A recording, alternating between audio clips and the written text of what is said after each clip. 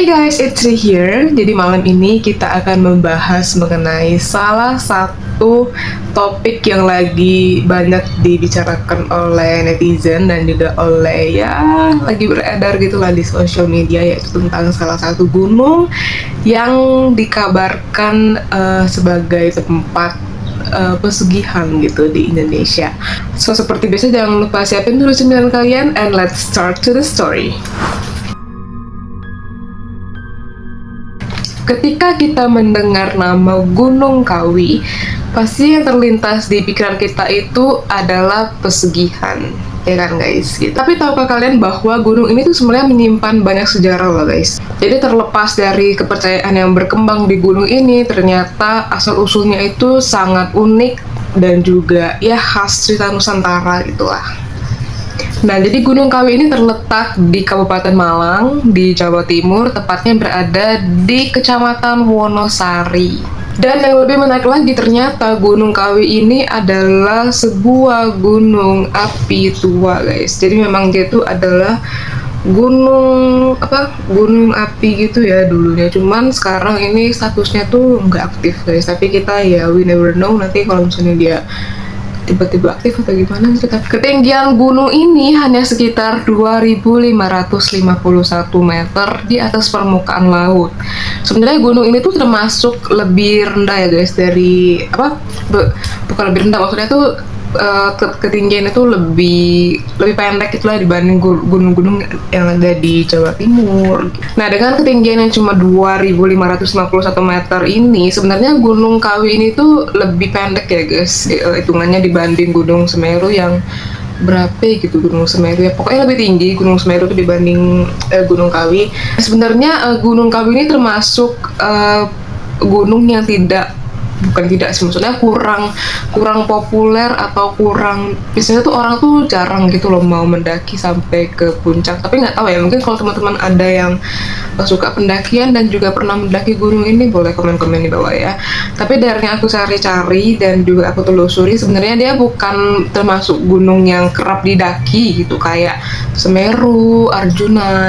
Jadi memang Gunung Kawi ini lebih terkenal dengan wisatanya, wisata religi namanya. Itu ada di dua tempat yang nanti akan kita bahas di video ini.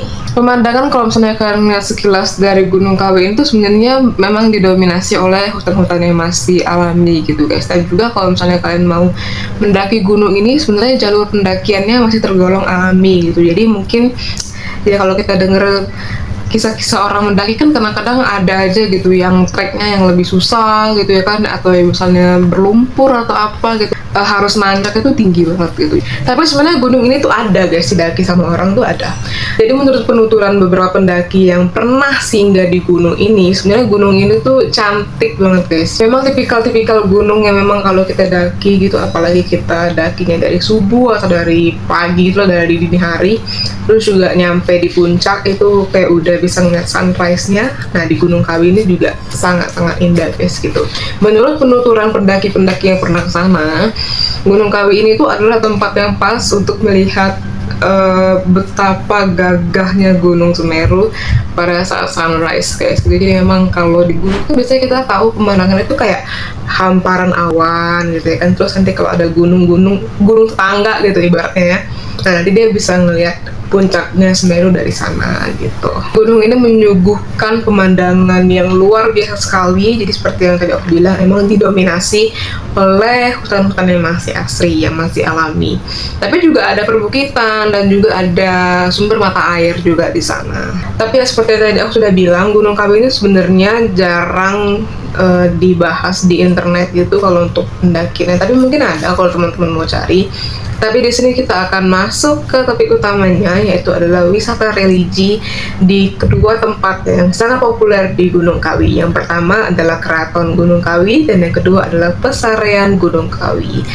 So, kita masuk ke ceritanya. Oke guys, jadi sebelum kita membahas tentang kedua tempat itu, di sini aku mau disclaimer dulu sama kalian bahwa apa yang aku sampaikan ini lebih ke sejarah dan juga kepercayaan yang berkembang di masyarakat sekitar ataupun dari para wisatawan yang datang ke Gunung Kawi ini ya. Jadi aku tidak mau mengklaim sesuatu yang memang aku tidak tahu, dan juga aku sama sekali tidak bermaksud untuk membela satu pihak ataupun ya pihak-pihak manapun lah yang pernah berkunjung ke Gunung Kawi ini, karena sebenarnya banyak cerita yang aku cari-cari tentang Gunung Kawi ini, dan memang banyak versi yang mengatakan bahwa begini gitu loh. Tapi juga kan aku sebagai pembawa kisah ini sama kalian, aku juga tidak pernah ke gunung itu.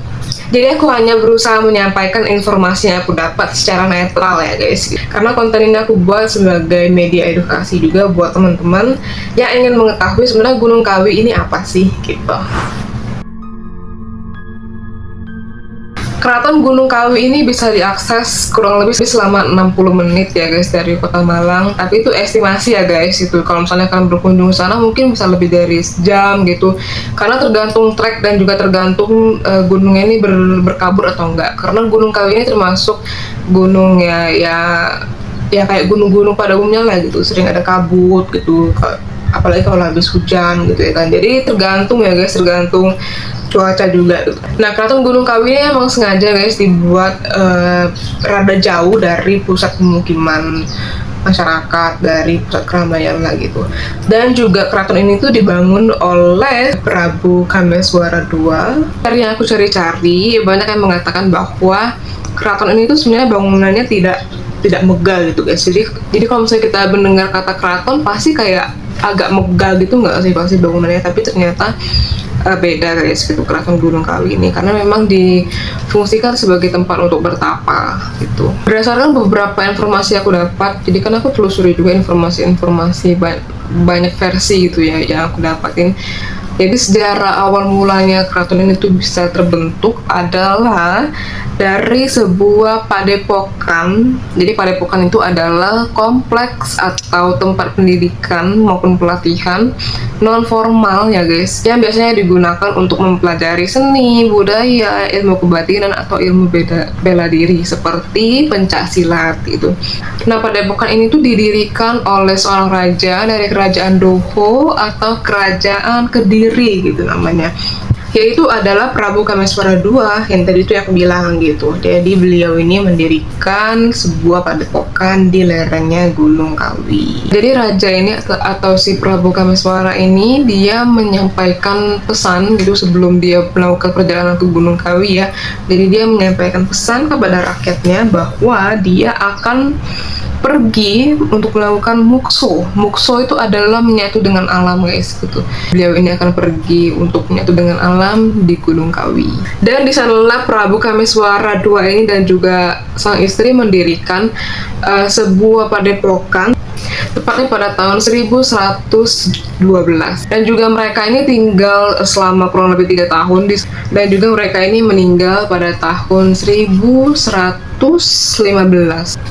Nah, jadi pada saat tinggal dan hidup di padepokan ini, sebenarnya Prabu Kameswara ini memiliki 3 pengikut, guys. Jadi, 3 pengikutnya ini bernama Eyang Hamid, Eyang Joyo, dan Eyang Broto. Dan juga yang lebih unik lagi, jadi pada tahun segitu mereka tuh belum mengenal agama kayak kita mengenal agama ya Islam, Katolik, Kristen, Buddha dan segala macamnya itu mereka tuh masih belum menganut agama itu guys. Jadi mereka masih mempercayai ajaran animisme.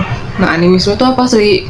Animisme itu adalah sistem kepercayaan purba yang meyakini bahwa segala benda, makhluk hidup, dan fenomena alam itu memiliki roh, jiwa, ataupun kekuatan gaib. Jadi mereka ini kayak masih menyembah pohon gitu-gitu loh. Sampai akhirnya datanglah seseorang bernama Empu Sindok II. Jadi Empu Sindok ini memberikan pengaruh ajaran agama Hindu dan juga diajarkan di daerah di sekitaran lereng Gunung Kawi. Tapi juga aku nggak menemukan ya guys dari Empu Sindok ini dia apakah nanti si Prabu Kameswara ini dia memeluk agama Hindu atau tidak. Aku juga nggak nemu informasi tentang itu, tapi yang pasti karena kedatangan Empu Sindok II ini ke sekitaran lereng Gunung Kawi, maka dari situlah ajaran-ajaran dari agama Hindu ini ya disebarkan gitu. Nah, karena Prabu Kameswara II dan juga istrinya ini dipercaya memiliki kesaktian, guys. Jadi banyak juga orang-orang yang datang untuk mencari berkah dan juga memohon doa kepada Yang Maha Kuasa. Mungkin kayak ya ziarah luhur gitu ya, tapi ujung-ujungnya doanya akan ditujukan ke Yang Maha Kuasa gitu. Nah, karena banyak orang yang berkunjung ke sana gitu, akhirnya si Prabu Kameswara ini membangun tempat persemedian yang diberi nama Sanggar Pamujan. Tepatnya di mana aku terus terang kurang tahu, karena aku dari nyari di informasi di internet juga yang adanya kayak gambarnya keraton, gambarnya pesarian. Jadi aku juga nggak tahu sih sanggar itu ada di mana. Nah, karena perkembangan agama di Indonesia itu cukup pesat, jadi akhirnya dari situlah banyak agama-agama yang masuk kan, itu kayak Hindu, Buddha, Islam dan juga segala macamnya. Sampai akhirnya mempengaruhi masyarakat sekitar juga untuk membangun beberapa tempat ibadah di sekitar keraton itu. Sehingga pada akhirnya karena masuk agama-agama di Indonesia itu kan, jadi akhirnya Keraton Gunung Kawi ini merangkul 5 agama, guys. Nah, setelah Indonesia merdeka, pengunjung Keraton Gunung Kawi ini ternyata sangat ramai loh, guys, terbilang sangat ramai. Dan banyak orang-orang yang berkunjung ke sana itu berasal dari keturunan Tionghoa. Dan juga menurut beberapa artikel yang sudah aku cari, ada sebuah pusat dari kawasan Keraton Gunung Kawi itu, yaitu adalah makam Eyang Tunggul Manik dan juga Eyang Tunggulwati. Nah, sebenarnya itu aku nyari-nyari juga kemarin, sebenarnya Eyang Tunggul Manik dan juga Eyang Tunggulwati ini orang yang sama nggak sih dengan Prabu Kameswara II? Karena sebenarnya kisah-kisahnya tuh kayak hampir-hampir mirip gitu loh, guys. Jadi aku juga bingung sebenarnya. Mungkin kalau teman-teman ada yang tahu dan juga ya akamsi gitu ya. Jadi kalau kalian pernah berkunjung ke sana dan juga pernah cari-cari tahu gitu tentang gunung ini juga, boleh komen di bawah ya. Nah, beberapa versi mengatakan bahwa kedua tokoh ini tuh berasal dari kerajaan Kediri kuno, sama ya kan, sama yang Prabu Kameswara II tadi itu. Dan juga mereka ini juga melakukan moksa di sana gitu, atau mendekatkan diri kepada sang pencipta hingga akhir hayatnya. Kan si Prabu Kameswara juga menyatu dengan alam kan gitu, dan juga sama-sama melakukan moksa gitu. Jadi aku juga bingung sih sebenarnya beliau-beliau ini adalah dua tokoh yang sama atau bukan. Jadi aku menemukan kayak mungkin gambaran gitu lah ya kalau misalnya kalian mau ke sana. Jadi setelah memasuki pintu gapura, pengunjung itu akan menemui 3 makam ya. Jadi 3 makam ini tuh dipercaya sebagai pengawal setia dari Eyang Tunggul Manik dan juga Eyang Tunggulwati. Mereka ini adalah Eyang Hamid, Eyang Broto, dan juga Eyang Joyo. Nah, jadi versinya sama kan, guys. Jadi yang tadi aku ceritain di awal tuh, karena kan si Prabu Kameswara juga punya 3 murid. Nah, yang Eyang Tunggul Manik ini juga punya 3 pengawal juga, dan namanya sama, guys. Jadi aku bingung juga sebenarnya apakah beliau ini adalah 2 orang yang sama gitu. Dan juga setelah melewati area makam ini, pengunjung juga akan menemui sebuah bangunan dengan anak tangga. Nah, inilah yang dinamakan Keraton Gunung Kawi. Kemudian pada sisi timur bangunan juga terdapat sebuah pohon yang dinamai Pohon Dewan Daru, yang menjadi perdebatan sekaligus kepercayaan bagi beberapa masyarakat sekitar dan juga bagi beberapa pengunjung yang berkunjung ke Gunung Kawi ini. Jadi banyak yang mempercayai bahwa pohon ini tuh bisa memberikan keberuntungan bagi orang-orang yang duduk ataupun yang yang bermeditasi atau gimana gitu di bawah pohon ini. Jadi katanya kalau misalnya ada daun atau buah atau benda apapun lah yang jatuh dari atas pohon ini, dipercaya orang yang lagi duduk di bawahnya akan mendapatkan keberuntungan. Tapi juga itu lagi-lagi aku juga nggak tahu ya, guys, gitu, karena aku juga tidak pernah ke sana dan aku tidak melakukan praktik semacam itu. Jadi aku juga nggak tahu benar atau enggak gitu ya kan kepercayaannya. Nah, down with the Keraton Gunung Kawi, sekarang kita akan masuk ke tempat yang kedua, yaitu adalah Pesarian Gunung Kawi. Dalam konteks budaya, terutama budaya Jawa, pesarian ini tuh memiliki arti makam, kuburan, atau tempat peristirahatan terakhir. Jadi kayak bahasa lebih halusnya lah gitu. Kalau kita nyebutinnya kayak kuburan gitu kan kayak gimana gitu ya, guys. Jadi makanya disebut Pesarian Gunung Kawi. Di Pesarian Gunung Kawi ini terdapat 2 makam yang dikeramatkan gitu ya, yaitu makam Kanjeng Kiai Zakaria II yang wafat pada 22 Januari 1871, dan juga Raden Mas Imam Sujono yang wafat pada 8 Februari 1876. Mereka ini adalah tokoh bangsawan yang ikut menentang penjajah di bawah kepemimpinan Pangeran Diponegoro. Nah, jadi beliau-beliau ini tuh lari dari daerah Jawa bagian timur setelah Perang Jawa. Jadi Perang Jawa ini tuh kurang lebih berlangsung sekitar tahun 1825 sampai 1830, guys. Jadi 5 tahun ya berlangsungnya. Lama banget itu ya. Nah, jadi Kiai Zakaria ini dikenal juga dengan sebutan atau dengan nama Eyang Jugo.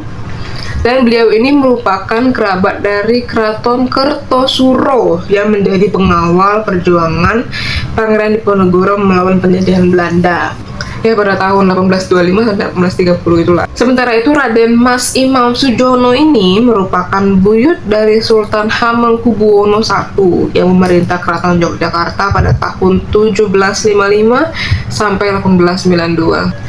Nah, dan juga Eyang Jugo itu merupakan buyut dari Susuhunan Pakubuwono I yang memerintah Keraton Kertosuro juga pada tahun 1705 sampai 1717. Sebenarnya kalau dari informasi-informasi yang aku cari, sebenarnya ada banyak versi, guys, lagi-lagi. Tapi di sini aku akan ambil 2 versi aja yang lebih populer gitu ya. Dan juga yang aku udah cari juga, aku nemuin 2 versi. Jadi di sini aku akan kasih tahu versi yang pertama dulu. Jadi versi yang pertama itu mengatakan bahwa sebelum dikenal sebagai destinasi wisata religi seperti sekarang, kawasan di lereng Gunung Kawi ini hanyalah hamparan hutan yang luas sekali. Iyalah, guys, gitu ya. Kan seperti aku bilang, Gunung Kawi ini kan memang hutan-hutannya masih asri gitu. Apalagi pada zaman sebelum dibangun tempat wisata ini gitu ya kan, pastinya masih lebat banget lah gitu di sana. Perubahan ini tuh bermula saat Eyang Jugo ini mewasiatkan pesan kepada murid sekaligus putra angkatnya. Siapa tadi namanya yang dimakamkan di samping Eyang Jugo? Itu adalah Raden Mas Imam Sujono. Jadi beliau ini berpesan kepada murid sekaligus putra angkatnya itu untuk membuka kawasan di lereng Gunung Kawi guna dijadikan tempat pemakaman sekaligus pemukiman baru. Nah, makanya terlahirlah Desa Wonosari di sekitaran Gunung Kawi itu. Dikatakan juga beberapa pengikut dari Eyang Jugo ini menetap di kawasan tersebut. Jadi banyak mungkin ya yang dari zaman dulu pengikut-pengikutnya Eyang Jugo ini yang tinggal di Desa Wonosari itu.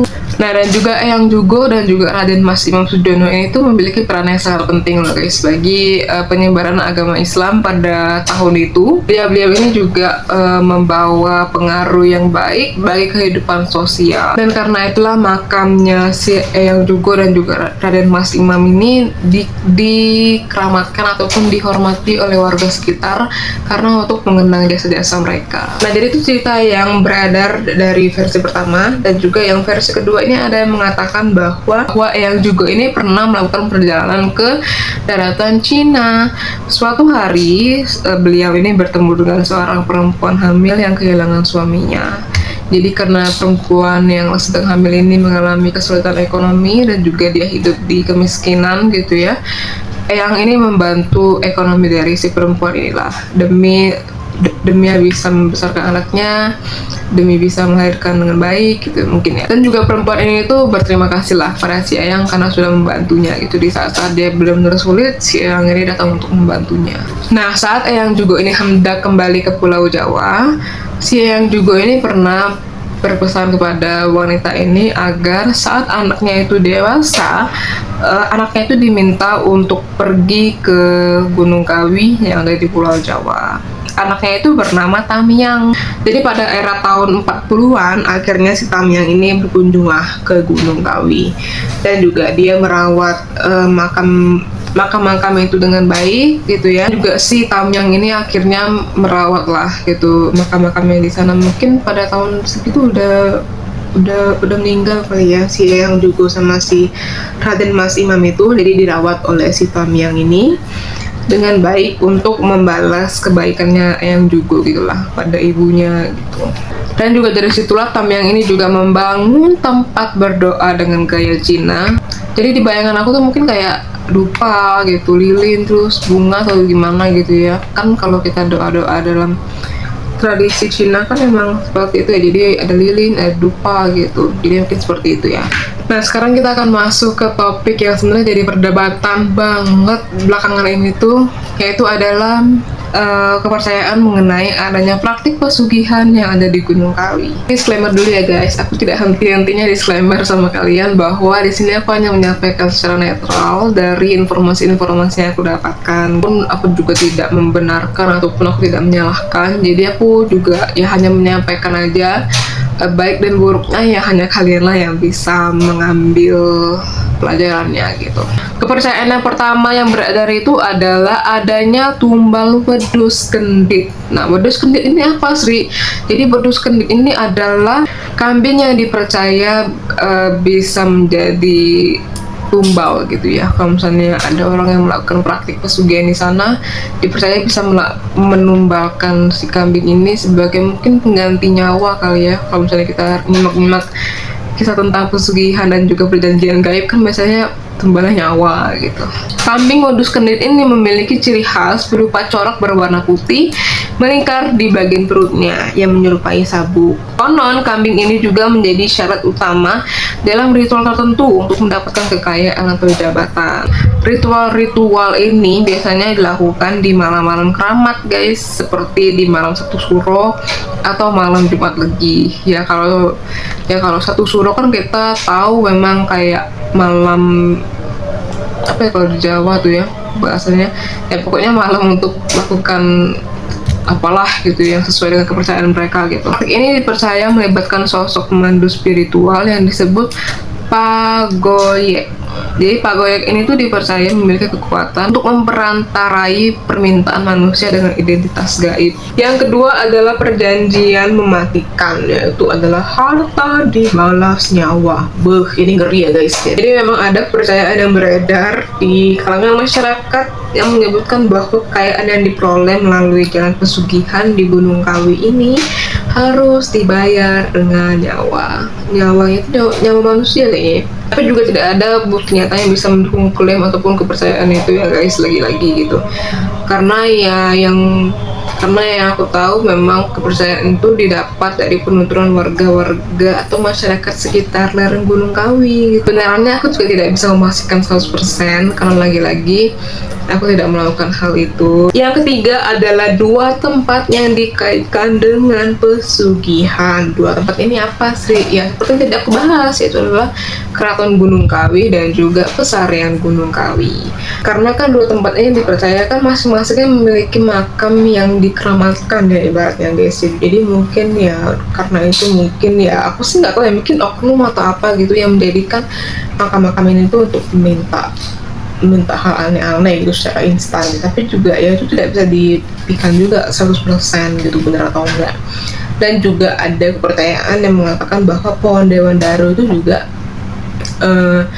tempat untuk meminta apalah gitu, kekayaan atau apalah, keberuntungan atau apa, juga tidak diketahui secara pasti ya guys gitu. Jadi juga tidak bisa kita buktikan benar atau enggaknya, karena kalau dari penuturan penjaga di sana sih kedua tempat itu, keraton dan juga pesarian ini hanya untuk ziarah dan juga hanya untuk berdoa aja. Kepercayaan yang keempat adalah Gunung Kawi ini merupakan tempat untuk ngalap berkah. Ngalap berkah itu apa Sri? Jadi ngalap berkah itu mungkin kayak memohon keberkahan kali ya.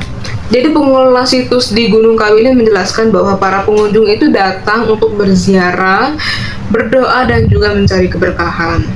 Para peziarah ini meyakini bahwa dengan mereka berdoa di makam para leluhur itu yang dibuat oleh Raden Mas Imam atau yang Tunggul Manik atau apapun itu bisa membawa keberuntungan bagi mereka. Tentunya doa-doa tersebut yang dipanjatkan itu juga ujung-ujungnya ditujukan kepada Tuhan Yang Maha Esa guys. Itu menurut penuturan dari penjaga ataupun pengelola situs di Gunung Kawi ini ya guys. Jadi pengelola di sana itu menyampaikan bahwa Gunung Kawi itu bukan tempat untuk pesugihan guys, atau untuk ritual-ritual yang aneh-aneh. Tapi Gunung Kawi itu adalah tempat untuk berdoa dan juga berziarah untuk mengenang jasa-jasa para leluhur gitu. Dan juga mereka mengatakan bahwa peziarah yang datang dan juga akhirnya ya doa yang mereka panjatkan itu berhasil gitu, misalnya bisnisnya sukses atau usahanya maju gitu, mereka ini akan datang kembali untuk bersyukur dan juga untuk memberi sumbangan gitu untuk pembangunan di sekitar Gunung Kawi gitu mungkin ya, untuk renovasi atau untuk apapun itu gitu ya kan.